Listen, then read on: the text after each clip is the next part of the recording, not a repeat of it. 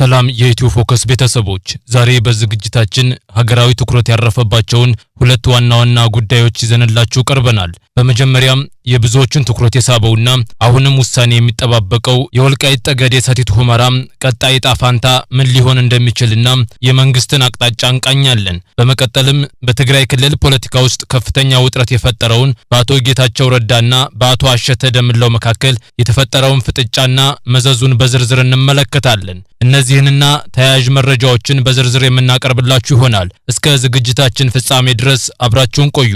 የወልቃይት ጠገዴ ሰቲት ሁመራ ቀጣይ ዕጣ ፈንታ በጌታቸው ረዳና በአሸተ ደምለው መካከል ምን ተፈጠረ? በኢትዮጵያ ፖለቲካ ውስጥ ለዓመታት እጅግ አነጋጋሪና ስሱ ሆኖ የቆየው የወልቃይት ጠገዴ ሰቲት ሁመራ ጉዳይ ሰሞኑን የአሜሪካ አምባሳደር ኤርቪን ማሲንጋ በአካባቢው ያደረጉትን ጉብኝት ተከትሎም በድጋሚ አገር አቀፍና ዓለም አቀፍ ትኩረትን ስበዋል። በአሁኑ ወቅት በአማራ ክልል መዋቅር ስር የሚገኙት እነዚህ አካባቢዎች የወደፊት አስተዳደራዊ ዕጣ ፈንታቸው ምን ሊሆን ይችላል የሚለው ጥያቄ በድጋሚ አጀንዳ ሆኗል። ዘሪፖርተር ጋዜጣ የቀድሞውን የትግራይ ጊዜያዊ አስተዳደር ፕሬዝዳንትና በአሁኑ ወቅት የጠቅላይ ሚኒስትር አብይ አህመድ የምስራቅ አፍሪካ ጉዳዮች አማካሪ የሆኑትን አቶ ጌታቸው ረዳን ዋቢ በማድረግ ያወጣው ዘገባና የዞኑ ዋና አስተዳዳሪ አቶ አሸተ ደምለው ለኢትዮ ፎከስ የሰጡት ሰፊ ምላሽ መሬት ላይ ያለው የሐሳብ ልዩነት ምን ያህል የሰፋ መሆኑን አመላካች ሆኗል። ዛሬ በኢትዮ ፎከስ ልዩ ዘገባችን በሁለቱ ወገኖች መካከል ያለውን ልዩነት፣ የህወሓትን አቋምና መሬት ላይ ያለውን እውነት በዝርዝር እንመለከታለን። ጥር 09 ቀን 2018 ዓ.ም ዘሪፖርተር ጋዜጣ ባወጣው ዘገባ የፌዴራል መንግስት በአማራና በትግራይ ክልሎች መካከል በሚገኙ አወዛጋቢ አካባቢዎች ላይ ያሉ የአሁኑን መስተዳድሮች ለማፍረስ ዝግጅት እያደረጉ መሆኑን ገልጿል። ጋዜጣው የአቶ ጌታቸው ረዳን ቃል ጠቅሶ እንደዘገበው ይህ እርምጃ የተፈናቃዮችን ወደ ቀድሞ ቀያቸው መመለስ ለማመቻቸት የሚወሰድ እርምጃ ነው። አቶ ጌታቸው ለጋዜጣው ሲናገሩ የፌዴራል መንግስት እነዚህን መዋቅሮች በማፍረስ ለተፈናቃዮች መመለስ መንገድ ለመክፈት አቅዷል ብለዋል። ይህ መረጃ የወጣው አቶ ጌታቸው ረዳ ከአሜሪካ አምባሳደር ኤርቪን ማሲንጋ ጋር በሁመራ ጉብኝት ካደረጉ በኋላ ነው። አምባሳደር ማሲንጋም በበኩላቸው እንደ ኢሮፒያን አቆጣጠር በ2026 ተፈናቃዮች በፈቃደኝነትና በክብር ወደ ቀያቸው የሚመለሱበት ዓመት መሆን እንዳለበት አሳስበዋል። አምባሳደሩ በአካባቢው የታዘቡት የወደሙ መሰረተ ልማቶችና የሕክምና አገልግሎት እጥረት አሳሳቢ መሆኑን ገልጸው በኢትዮጵያውያን የሚመራና በተባበሩት መንግስታት የሚደገፍ ሂደት አስፈላጊ መሆኑን መግለጻቸውን ዘገባው አመልክቷል።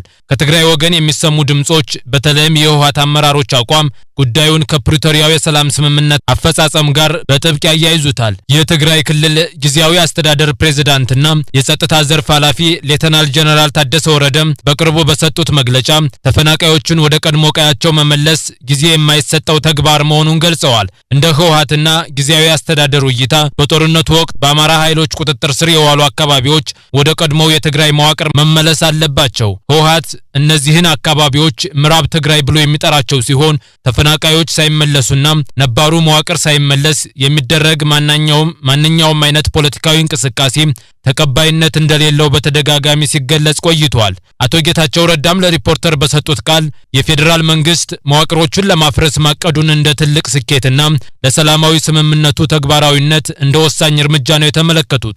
ይህ የሪፖርተር ዘገባና የአቶ ጌታቸው መግለጫ ከፍተኛ መነጋገሪያ በሆነበት ወቅት የወልቃይት ጠገዴ ሰቲት ሁመራ ዞን ዋና አስተዳዳሪ አቶ አሸተ ደምለው ለኢትዮ ፎከስ በሰጡት ሰፊ መግለጫ መረጃውን ሙሉ በሙሉ ውድቅ አድርገዋል። የወልቃይት ጠገዴ አጀንዳ በቢሆን ዓለምና በምኞት አይቀለበስም በማለት ንግግራቸውን የጀመሩት ዋና አስተዳዳሪው የአካባቢው ህዝብ ለዓመታት የነከሰውን መዥገር ነቅሎ ጥሏል ሲሉ ገልጸዋል። እንደ አቶ አሸተ ገለጻም አስተዳደሩ ሊፈርስ ነው የሚለው ወሬ መሰረት የሌለውና የከሰረ የፖለቲካ ገበያ ማደናገሪያ ነው። አቶ አሸተ ለኢትዮ ፎከስ በሰጡት ማብራሪያ አምባሳደሩ መሬት ላይ ያለውን እውነታ እንዲረዱ ታሪካዊ ሰነዶችና ቀደም ሲል በህወሓት አስተዳደር ወቅት ተፈጽመዋል የተባሉ የግፍ ማስረጃዎች ቀርበውላቸዋል። ዞኑ በአሁኑ ወቅት በአማራ ክልል መዋቅር ስር በሙሉ የፌዴራል ዕውቅና እየተመራ መሆኑን የገለጹት ዋና አስተዳዳሪው በደም የተገኘውን ማንነት አሳልፎ የሚሰጥ ሞኝ የለም ሲሉ በአቋማቸው ጸንተዋል። የተፈናቃዮችን መመለስ በተመለከተ አቶ አሸተ ለኢትዮ ፎከስ ሲናገሩ ሰላማዊ የትግራይ ተወላጆች ተመልሰው እንዲኖሩ ፍላጎትና ተነሳሽነት መኖሩን ገልጸዋል። ሆኖም ይህ ሂደት ሁለት መሰረታዊ ቅድመ ሁኔታዎች እንዳሉት አስረድተዋል። አንደኛው የወልቃይት ጠገዴ ሰቲት ሁመራ የአማራ ማንነት መከበር እንዳለበት የተነሳበት ሲሆን ሁለተኛው ደግሞ በማይካድራና በሌሎች አካባቢዎች ግፍ የፈጸሙ የህወሓት ተላላኪዎች ወደ አካባቢው ከመመለስ ይልቅ ባሉበት ለህግ መቅረብ አለባቸው የሚል ነው። በሌላ በኩል በትግራይ ወገን ያሉ አካላት ደግሞ በአካባቢው የዘር ማጽዳት ተፈጽሞብናል የሚል ክስ በማቅረብ ዓለም አቀፍ ምርመራ እንዲደረግና መዋቅሩ ያለምንም ቅድመ ሁኔታ እንዲመለስ ይወተውታሉ። በአሁኑ ወቅት በፌደራል መንግስት በኩል መዋቅሮችን ስለማፍረስ የወጣ ይፋዊና ቀጥተኛ መግለጫ የለም። ሆኖም በአቶ ጌታቸው ረዳ በኩል መዋቅሩ ሊፈርስ ነው የሚል መረጃ መውጣቱና በዞኑ ዋና አስተዳዳሪ አቶ አሸተ ደምለው በኩል አይቀለበስም የሚል ጠንካራ ምላሽ መስጠቱ ጉዳዩ አሁንም በከፍተኛ ውጥረት ውስጥ መሆኑን ያሳያል። ህወሓት አካባቢውን የራሱ ህገ መንግስታዊ ግዛት አድርጎ ሲመለከት፣ የዞኑ አስተዳደር ደግሞ በኃይል የተነጠቀ ማንነቴን አስመልሻለሁ በሚል ይከራከራል። አምባሳደር ማሲንጋ እንዳሉት ሂደቱ ውስብስብ ቢሆንም የሰላም ስምምነቱ አተገባበር፣ የተፈናቃዮች ጉዳይና የአካባቢው አስተዳደራዊ ጣፋንታ የ2026 የኢትዮጵያ ፖለቲካ ዋነኛ መፈተኛ ሆኖ እንደሚቀጥል ይጠበቃል። ኢትዮ ፎከስ ይህንን ጉዳይ በቅርበት መከታተሉን ይቀጥላል። ለዛሬው ያዘጋጀንላችሁ ልዩ ዘገባ ይህንን ይመስላል።